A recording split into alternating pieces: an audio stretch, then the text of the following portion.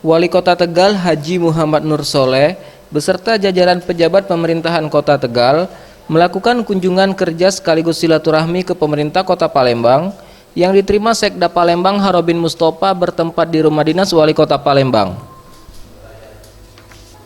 Dalam kunjungan kerjanya ini, Wali Kota Tegal mengakui ingin belajar mengenai program kerja Pemkot Palembang yang telah dijalankan seperti ketertiban umum serta bagaimana cara meningkatkan penerimaan asli daerah dari sektor pajak.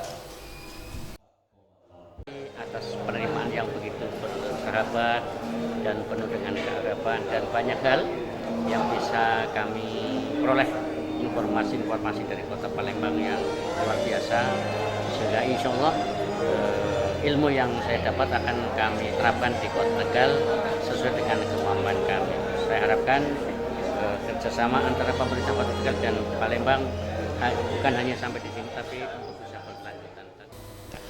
Sekda Kota Palembang Harobin Mustofa menjelaskan, kunjungan kerja yang dilakukan Pemkot Tegal ini ialah untuk bertukar informasi terkait penerimaan pendapatan asli daerah, di mana Pemkot Tegal sangat terkesan dengan meningkatnya PAD Kota Palembang di tahun 2019 yang mencapai 1,6 triliun rupiah. 1,3 dengan PAD 300 miliar.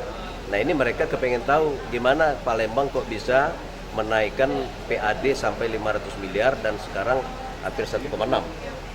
Ya, kita kan menjelaskan bahwa kita banyak potensi yang bisa digarap ya, karena kita bukan tidak punya SDA, tapi kita kota jasa yang kita garap antara lain melalui pajak-pajak daerah, reklame, BPHTB, ya, pajak restoran dan lainnya dengan hotel, yang kita kerjasamakan untuk memaksimalkan kerjasama dengan Kursubga dari KPK.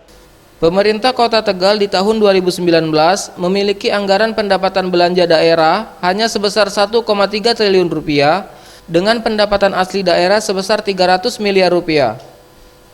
Dengan melakukan kunjungan kerja ke Palembang ini, Wali Kota Tegal berharap dapat menerapkan informasi yang diperoleh, terutama meningkatkan PAD dari sektor pajak.